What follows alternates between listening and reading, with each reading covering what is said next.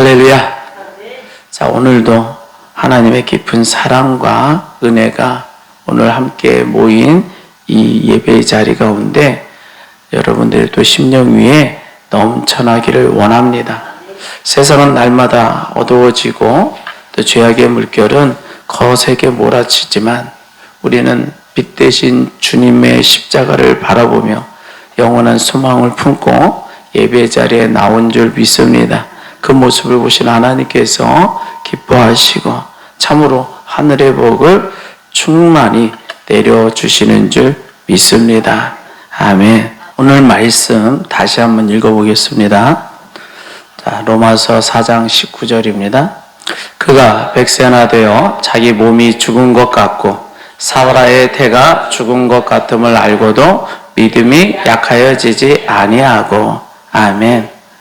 자, 우리가 이 땅을 살아가다 보면 내 힘과 능력으로 도저히 감당할 수 없는, 또 넘어설 수 없는 거대한 장벽을 만날 때가 참 많습니다. 자, 몸의 질병이 찾아와 고통받기도 하고요. 가정이나 생업에 도저히 해결할 수 없는 복잡한 문제가 얽히고 설켜서 밤잠을 이루지 못할 때가 많아요. 자, 그럴 때마다 우리가 낙심하고 또 절망하고 자기 자신의 처지를 한탄하기도 하죠. 왜냐하면 모든 수단과 방법을 다 동원해 보았는데도 아무런 결과물이 없고 더 나아지는 상황이 되질 않아요. 그러다 보니까 깊은 절망의 수렁에 빠지더라는 거예요. 자, 하지만 우리가 영적인 눈을 열어서 우리의 상황을 실제적으로 들여다본다면 사실 인생의 진정한 위기는 지금 내 눈앞에 펼쳐진 환경의 어려움이 아니더라는 거예요. 진짜 위기는 내가 하나님 앞에서 얼마나 무력하고 소망 없는 존재가 되었는지 그것을 깨닫지 못하는 영적인 무지와 교만에서 시작된다라는 겁니다. 자, 그래서 인간이 얼마나 철저하게 무능한지, 그리고 그 무능함의 끝에서 시작되는 전능하신 하나님의 구원의 역사가 어떻게 이루어지는지를 오늘 말씀을 통해서 한번 깨닫고 우리가 참된 복을 누리기를 원합니다. 자, 오늘 본문 말씀을 보니까 아브라함이 100세가 되었을 때 상황을 아주 정직하고 적나라하게 묘사하고 있어요. 보니까 자기 몸이 죽은 것 같고 사라의 태가 죽은 것 같았음을 알았다는 거예요. 이것이 인간의 상식과 자연의 법칙으로 볼 때에 더 이상 이제 생명을 잉태하거나 출산할 수 있는 가능성이 완전히 제로라는 거예요. 0%라는 겁니다.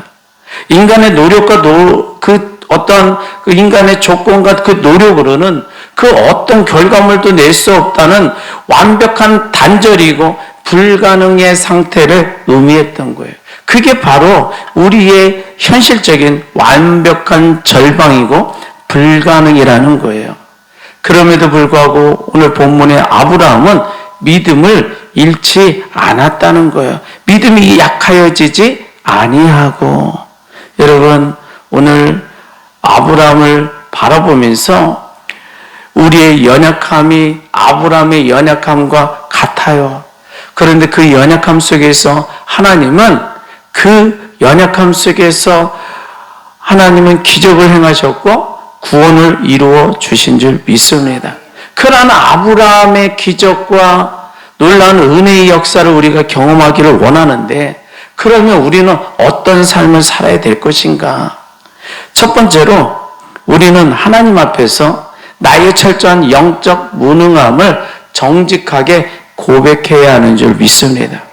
지금 아브라함이요 100세가 되고 아내가 90세가 되었으니 이제 아이를 낳을 일은 상식적으로 있을 수도 없는 거고 이미 포기한 상태였던 거예요. 그리고 더 이상 자려고는 잉태를 할 수 없다는 것을 이미 자신도 알았어요. 그런데 아브라함이 누구라고요? 그는 믿음의 조상입니다. 이스라엘 민족의 조상이며 하나님께서 세우신 이스라엘 민족이 태동하는 데 있어서 가장 첫 번째 사람이었던 거예요. 그러니까 이스라엘 민족의 시작이었던 거예요. 구약 역사의 출발점이 바로 아브라함이었던 겁니다. 여러분, 그렇게 아브라함을 통해서 이 이스라엘 역사가 시작됐어요. 그리고 오랜 세월이 흘러 구약의 끝자락에 도달해요. 그리고 그 구약의 마무리가 되는 시점에 또 한 사람의 특별한 사람이 출생합니다. 바로 세례 요한이었어요. 그 세례 요한을 가리켜 구약의 마지막 선지자라고 표현해요. 자, 그러니까 이스라엘의 역사를 보면 이스라엘의 시작을 아브라함이 했다면 그 이스라엘의 구약의 마침은 세례 요한이 한 것이나 다름없는 거예요.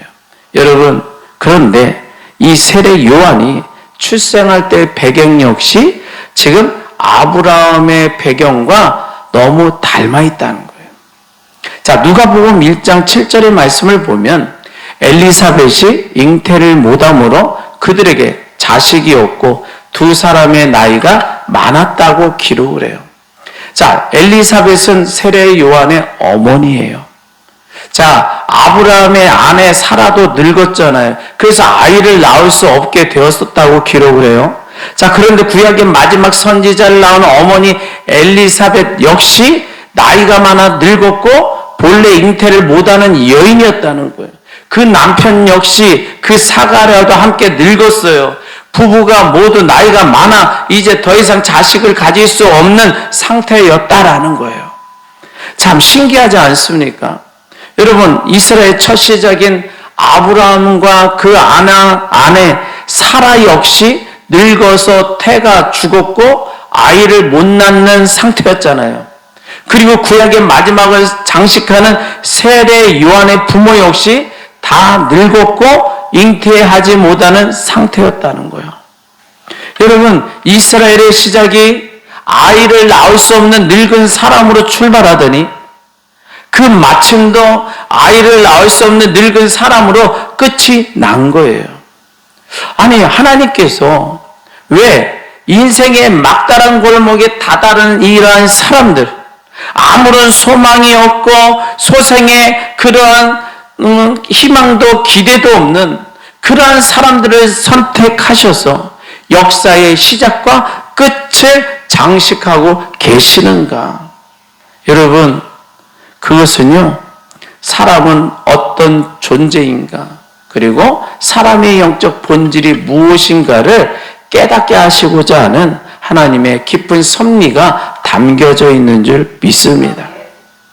이렇게 이스라엘의 역사의 그 시작과 마침이요, 모두 아이를 낳을 수 없는 늙은 부모들로부터 시작되어졌다는 거예요. 그리고 끝을 맺었다는 거예요. 여러분, 영적으로 보면 모든 인생이 이와 같이 늙었다는 겁니다. 그리고 스스로는 아무런 생명의 열매를 맺을 수 없는 그러한 존재임을 선포하고 계시는 거예요. 자, 그런데 성경은 지금 아브라함, 그 다음은 사가랴, 여기서 멈추지 아니하고 구약의 끝에 찾아오신 구원자 예수 그리스도의 출생을 또 기록을 하죠. 자, 온 인류를 구원할 메시아가 이 땅에 오실 때에 하나님은 처녀 마리아를 선택하셨던 거예요. 자, 여기서 우리가 궁금한 점, 한 가지 질문한다면, 자, 앞에 100세가 되어 태가 죽어 있는 사라, 그리고 역시 나이가 많아 늙고 원래 불임이었던 엘리사벳이 있어요. 그리고 지금 세 번째 여인, 결혼하지 않은 처녀 마리아가 있어요. 그럼 이 셋 중에 혹시라도 인간의 상식과 자연의 법칙으로 볼 때에 그래도 아이를 낳을 수 있는 가능성이 누구에게 조금이라도 더 있을까? 어떻게 생각을 해요? 누가 더 있겠어요? 사실은 모두가 불가능하죠. 그런데 우리가 한번 인간의 눈높이로 생각해 볼 때에 아무리 나이가 많아 늙었더라 할지라도 과거에 아이를 낳아본 경험이 있는 그런 세대인이 몸을 고쳐서라도 혹시 가능하지 않을까, 그런 생각을 할 수 있어요. 자, 그런데 아예 남자를 모르는 처녀예요. 남자와 함께 결혼해 본 적이 없어요. 그러니 그러한 처녀가 아이를 낳는다라는 것은 아예 원천적으로 불가능한 일이었던 거잖아요. 여러분, 그러니까 여기서 예수님의 출생은 인간이 생각할 수 있는 가장 불가능한 사람, 도저히 생명을 낳을 수 없는 완전히 차단된 속에서 이루어진 줄 믿습니다. 여러분, 이 세 명의 여인 대단한 분들이에요. 자, 그런데 어찌됐든 이 세 명의 공통점은 뭐냐? 스스로의 힘으로는 절대로 아이를 낳을 수 없다라는 거예요. 자, 하나님이 이토록 역사의 시작도 또 구약의 마침도 더 나아가서 인류를 구원할 구원자의 임하심도 모두 아이를 낳을 수 없는 불가능한 통로를 통해서 행하신 이유가 무엇일까라는 거예요. 그것은 단 하나예요. 인생들아, 너희 자신을 의지하지 말고 하나님 앞에 철저히 겸손하라는 겁니다. 너희 힘으로는 아무것도 할 수 없음을 깨달으라는 하나님의 경고이자 가르침이고 은혜의 초대인 줄 믿습니다. 하나님 안으로 하나님이 하나님의 백성들을 초대하고 있는 거예요. 자신들의 무능을 인정하고 하나님을 의지하여 하나님 앞에 나오라는 거예요. 우리가 이 땅을 살아가다 보면 인간의 삶을 마치 마라톤과 같다라고 해요. 어린 아기가 응애하고 태어나서 초등학교를 다니고 학창시절을 지나서 또 청년의 때를 지나서 장년이 되기까지 그 인생이라는 긴 트랙을 열심히 달려가요. 그래서 수십 년을 땀 흘려 달리다 보니까 어느새 20세, 40세, 50세, 70세가 되고 나이가 들어 100세의 하얀 머리가 되어지더라는 거예요. 여러분, 저 멀리 인생의 종착지가 이제 보여요. 저 선만 넘으면 내 인생이 성공하겠구나라는 그러한 소망을 가지고 힘을 쥐어짜며 달려가요. 그런데 인간은 그 종착지에 제 힘으로 밟지도 못하고 그 앞에서 쓰러지고 말더라는 거예요. 이것이 바로 죄와 사망의 권세 아래 갇힌 인간의 한계점인 줄 믿습니다. 여러분, 마라톤 코스가 42.195km잖아요. 그런데 어떤 사람이 열심히 뛰어서 한 40km를 갔어. 1등으로 막 달려갔어요. 그런데 종착지를 고작 한 20여 킬로를, 한 2km를 남겨두고 탈진해서 쓰러져 일어나지를 못했다면, 그리고 그 꼬린 지점을 도착하지 못했다면 그 사람은 마라톤을 완주한 거예요? 성공한 거라고 할 수 있어요? 아니잖아요. 아무리 멀리 달려왔어도, 아무리 열심히 달려왔어도, 아무리 최선을 다했어도 종착지에 도달하지 못하면 결국 실패한 것과 같은 거예요. 아니, 실패자인 거예요. 여러분, 모든 인생이 이와 같다는 겁니다. 젊은 시절에 대단한 업적을 이루고 부를 쌓았을지도 몰라요. 그러나 나이가 들고 늙어서 죽음이라는 거대한 장벽 앞에 모두가 다 쓰러지게 되어 있다는 거예요. 어떤 인간도 자기 스스로의 힘으로 또 인생의 영원한 정착지인 그 구원에 도달할 수 없다는 거예요. 하나님이 기뻐하시는 생명의 열매를 따먹을 수가 없다는 거예요. 여러분, 이렇게 하나님께서 사라와 엘리사벳과 마리아라는 불가능한 사람을 동원하셔서 성경의 정면에 내세운 이유는 바로 우리의 실상이 똑같다라는 것을 알려주시고 있는 줄 믿습니다. 너는 스스로 열매 맺을 수 없어.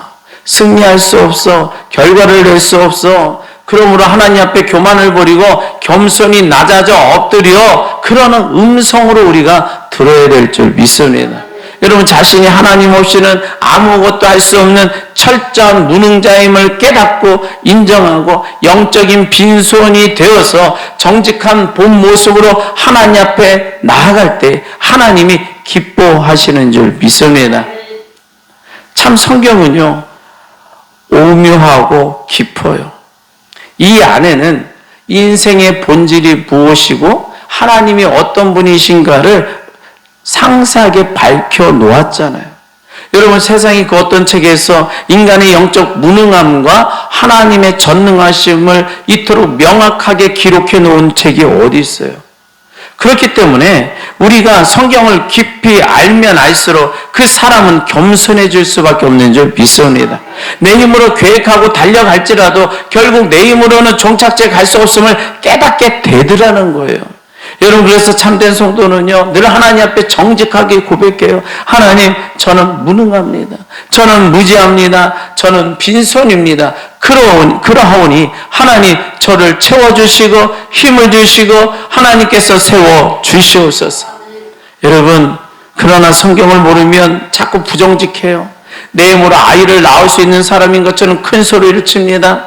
내 노력으로 영원한 생명의 열매를 따먹을 수 있을 거라고 착각합니다. 내가 열심히 살면 인생의 마라톤을 완주할 것이라고 믿지만 그것은 착각이고 영적인 거짓말인 거예요. 여러분, 이 시간에 우리가요, 하나님 앞에 정직한 고백을 해야 된다는 거예요. 한번 가슴에 손 얹어보고 가슴에 손 얹어 보겠습니다. 우리가 하나님 앞에 얼마나 무력한 존재인가를 한번 따라서 합니다. 나는 철저하게 무능한 자입니다. 나는 아이를 낳을 수 없습니다. 나는 열매를 맺을 수 없습니다. 하나님이 하셔야 합니다. 하나님이 기적을 베풀어 주시옵소서.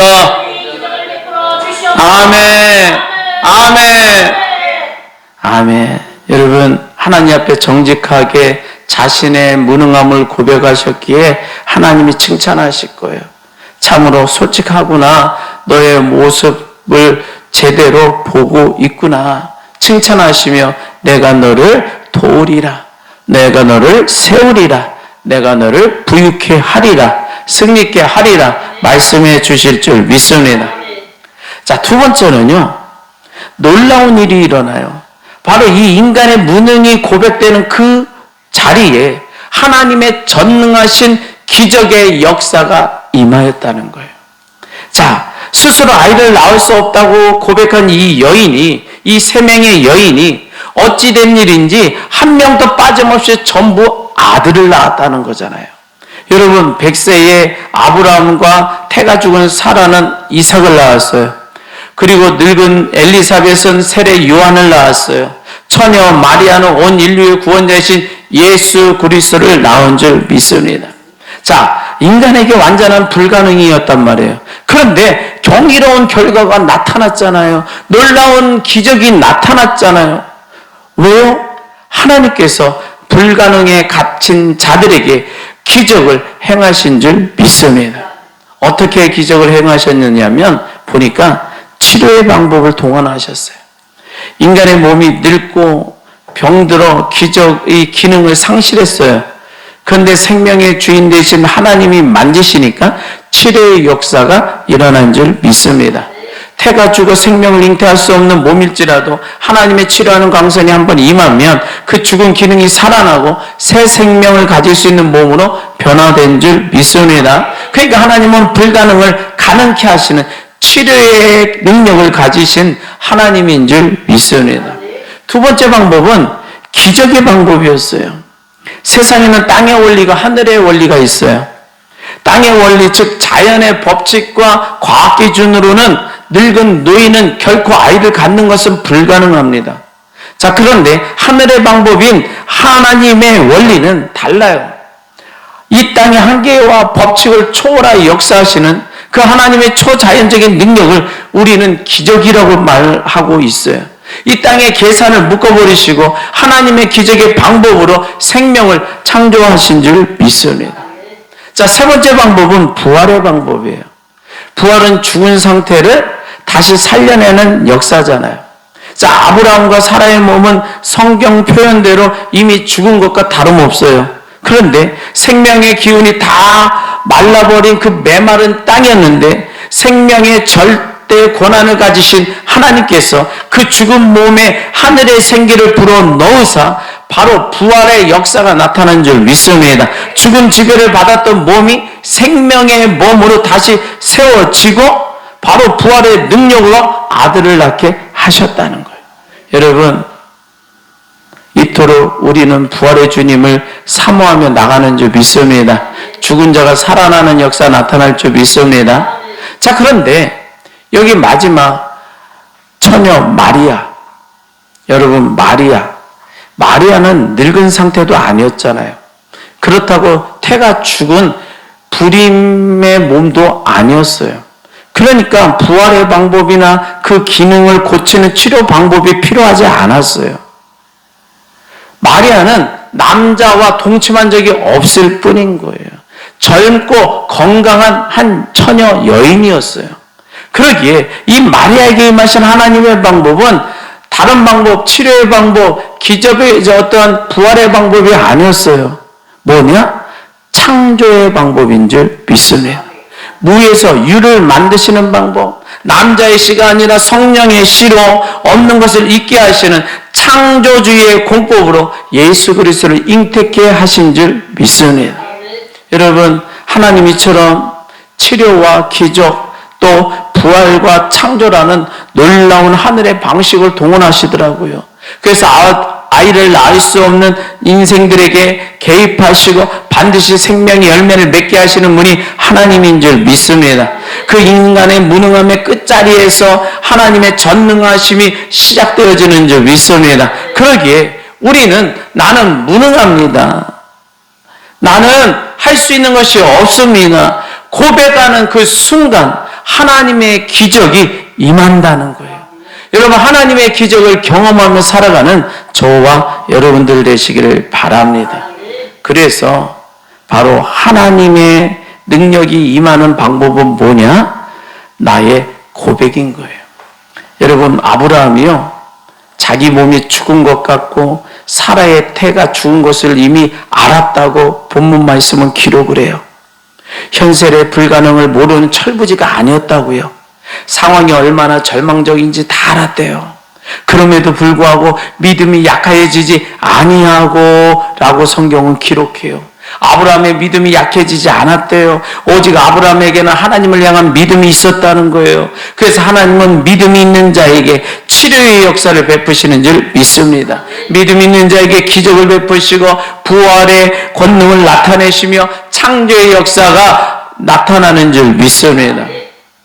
바로 엘리사벳도 하나님의 약속을 믿음으로 아들을 낳았고, 마리아 역시 처녀의 몸으로 잉태할 것이라는 천사의 음성에 주의 여종이 오니 말씀대로 내게 이루어지이다 믿음으로 고백할 때 놀라운 기적이 나타난 줄 믿습니다.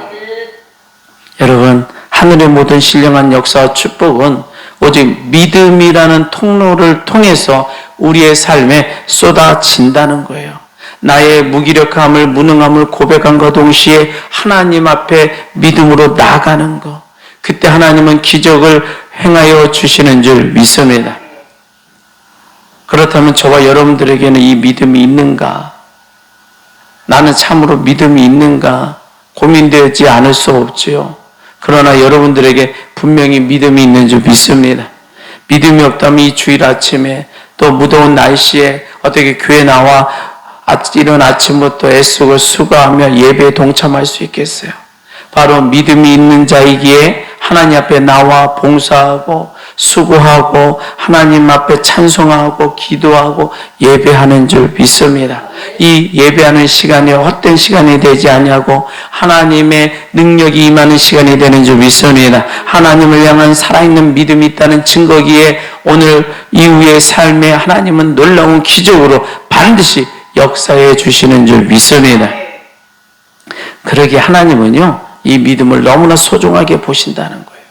믿음 없는 곳에는 결코 성령께서 역사하지 않으셔요. 믿음이 없는 자에게 천국도 구원도 치료가 임하지 않는 줄 믿습니다. 오직 하나님을 전적으로 신뢰하는 자들에게, 오직 하나님을 전적으로 믿는 자들에게 하늘의 문을 여시고 치료와 기적과 부활의 은혜와 창조의 역사가 나타나는 줄 믿습니다. 여러분, 최고의 믿음을 오늘 이 시간에 드렸기에 여러분의 삶 위에 놀랍고 신기한 영적 변화들이 시작될 줄 믿습니다. 한번 따라서 합니다. 나에게 기적을 베풀어 주소서. 하나님을 믿습니다. 기적을 베풀어 주옵소서. 아멘. 그러게 우리의 생각을 날마다 바꿔야 돼요. 나에게는 믿음이 있으니 하나님의 치료를 받을 수 있다. 나에게는 믿음이 있으니 내 인생의 닫힌 문은 활짝 열릴 줄 믿습니다. 죽어버린 내 환경과 영혼의 부활의 역사가 나타날 줄 믿습니다. 아무것도 없는 빈손일지라도 하나님이 새롭게 창조해 주실 줄 믿습니다라는 그러한 확신이 있기를 바랍니다. 다시 한번 가슴에 손을 얹고 따라서 합니다. 나는 가능한 자가 되었습니다. 나는 믿음이 있습니다. 나는 아이를 낳을 수 있습니다. 아멘. 아멘.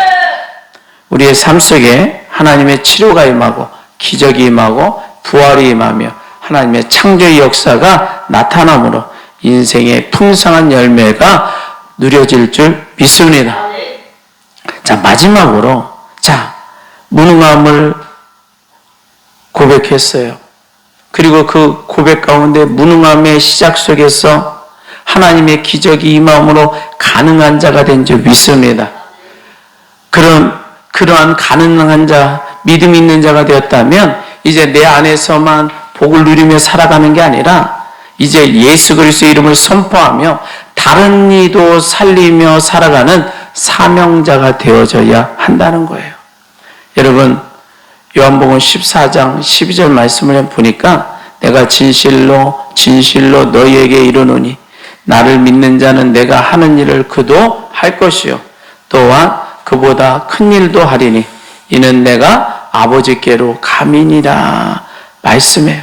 여러분, 나를 믿는 자, 여러분 오늘 예배하는 저와 여러분들을 의미하는 줄 믿습니다. 저와 여러분들은 예수 그리스도를 믿는 줄 믿습니다. 창조자 하나님을 믿는 줄 믿습니다. 그래서 예수님을 믿는 자는 예수님이 행하셨던 그 위대한 일들을 동일하게 할 수 있다는 거예요. 그보다도 더 훨씬 큰 일도 하게 될 것이라고 말씀해 주고 계시는 줄 믿습니다.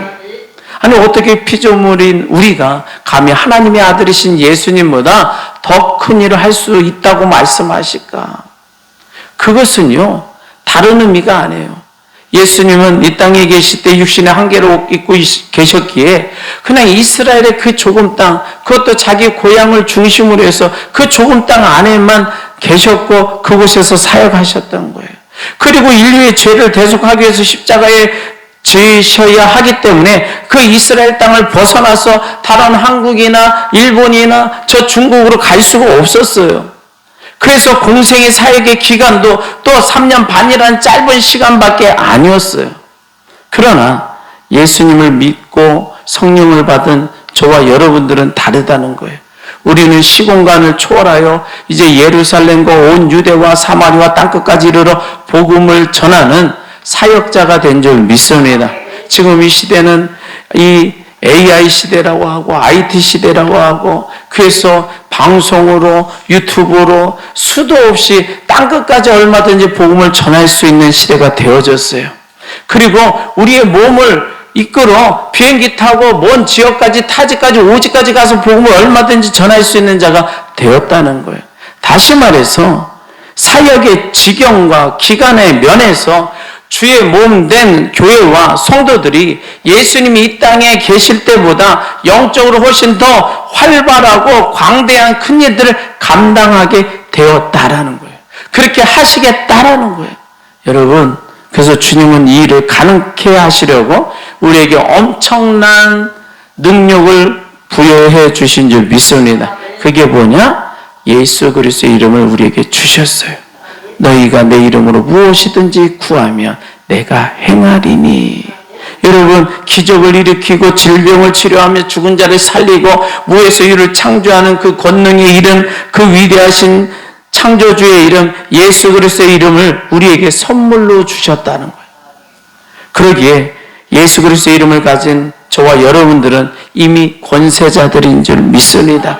능력자들인 줄 믿습니다. 기적을 행하는 자가 된 줄 믿습니다. 그러기에 나의 능력으로 행하는 것이 아니라 내게 주신 예수 그리스도의 이름을 의지하여 영적 싸움에서 승리하며 기적을 행하는 자가 되는 줄 믿습니다.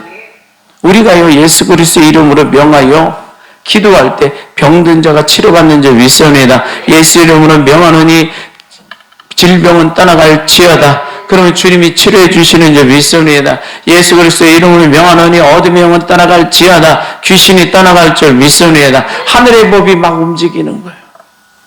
여러분, 예수님의 이름으로 구하는 자에게 기도권을 주셨고, 구하는 내가 친히 행하겠다고 절대적인 약속을 주셨고, 그 이름과 기도권과 약속 이 세 가지가 우리에게 허락해 주신 축복의 특권이 되는 줄 믿습니다. 여러분, 저와 여러분들이 세 가지 특권을 받았잖아요. 예수님의 이름, 기도의 특권, 또 약속.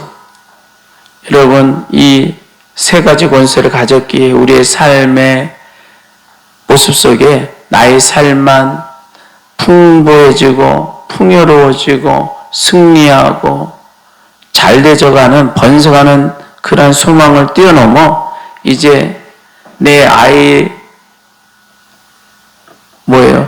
내가 내 아이를 낳고 열매를 맺는 것에 멈추지 말고 이제는 다른 사람을 향해서 그들의 죽은 태를 살리고 또 생명을 낳게 하는 그러한 사역자가 되어야 할 줄 믿습니다. 그러기에 누군가에게 삶의 무거운 문제 앞에 신음하고 있다면, 낙심하여 주저앉아 있다면, 여러분 이제 예수 그리스도의 이름으로 그 인생 가운데 달려가서 그가 열매를 맺고 그가 승리하는 삶을 살아갈 수 있도록 기도의 힘을 쏟아부어야 될 줄 믿습니다. 그래서 불가능한 삶이 가능한 사람이 되어지고 무에서 유를 창조해내어 나갈 수 있는 그러한 삶이 되어지기를 원합니다. 우리의 가족과 또 이웃과 또 직장 동료와 누구나 할 것 없이 그들의 영혼을 위하여 부르짖어 기도하고 그의 죽은 영혼을 살리고 그 삶을 풍요롭게 해줄 수 있는 그러한 사역을 감당할 수 있는 저와 여러분들 되시기를 바랍니다. 그러면 그 가운데 하나님이 갑절의 복으로 더 입혀주실 줄 믿습니다. 여러분, 그래서요, 우리를 통해서 메마른 가정이 살아나고 또 우리를 통해서 고통받는 이웃들이 하늘의 복을 받게 되면 나를 만나는 자들이 다 나를 통해서 예수님의 이름을 경험하고 생명의 열매를 맺는 기적이 일어난다라는 영적 자부심을 가지고 나아가는 저와 여러분들 되기를 바랍니다. 자, 말씀을 정리합니다. 우리는 매일의 삶 속에 많은 어려움에 봉착한다고 그랬어요. 그 가운데 우리는 내 육신의 힘으로 철저히 무능함을 인정하는 겸손한 고백이 있어야 될 줄 믿습니다. 주님, 나는 스스로 할 수 있는 것이 아무것도 없어요. 내 스스로 열매를 맺을 수도 없고 생명을 낳을 수도 없는 아브라함과 같은 존재입니다. 내 힘으로 내 인생의 마라톤을 완주하려고 했던 교만을 용서하시고 나는 열매를 맺을 수도 없고 아이를 낳을 수도 없는 그런 존재이니 하나님 도와주시옵소서. 정직하게 겸손한 고백을 하시기를 바랍니다. 두 번째는 하나님의 전능하심과 신실하신 약속을 신뢰하고 믿음의 고백을 해야 되겠다는 거예요.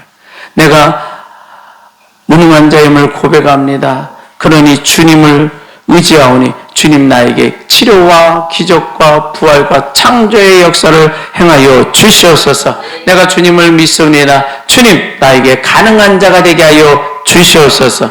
믿음의 선포를 하기를 바랍니다. 마지막으로 세 번째는 내게 주신 예수님의 이름과 기도권과 또 주님의 약속을 붙잡고 세상을 향하여 나가서 치유하고 또 부활시켜줘 죽은 영이 살아나고 또 주저앉은 인생들이 일어나는 그러한 사명을 감당하는 사명의 고백이 있기를 바랍니다. 여러분, 주님이 주신 권세를 가지고 내 가족과 이웃과 동료를 살려내겠습니다. 도와주시옵소서. 닫힌 태를 열고 영적인 열매를 거두게 하는 축복의 통로가 되기를 원합니다. 하나님, 내가 사명자로서 살아가게 하여 주시옵소서. 그러한 외침이 있기를 바랍니다. 여러분, 이러한 세 가지 고백을 통해서 우리의 삶에 십년골수 하부 조직까지 완전히 침범되어 새겨지기를 바랍니다. 그러한 옛날의 구습의 생각에 사로잡혀 늘 좁고 연약하게 살았던 삶의 태도를 이제 예수의 이름으로 완전히 벗어버리기를 바랍니다. 이제 주님이 주시는 치유와 기적과 부활과 창조의 능력을 의지해서 우리의 삶의 스케일이 넓어지기를 바랍니다. 그래서 하나님 앞에 고백한 대로 이제 나의 믿음의 분량대로 나의 삶 가운데도 풍성한 열매가 임하고 나아가서 세상 가운데 죽어가는 영혼들을 살리는 그러한 사명자가 되시기를 바랍니다. 그러면 하나님의 놀라운 축복이 우리의 삶의 순간순간 넘쳐날 줄 믿습니다. 자, 우리 한번 마지막으로 따라서 합니다. 나는 무능합니다. 나는 아이를 낳을 수 없습니다. 나는 가능한 자가 되었습니다. 나는 아이를 낳을 수 있습니다. 나는 예수의 이름을 가졌습니다. 나는 아이를 낳게 할 수 있습니다. 아멘. 아멘. 자, 우리 주여 한번 외쳐 기도합니다. 주여!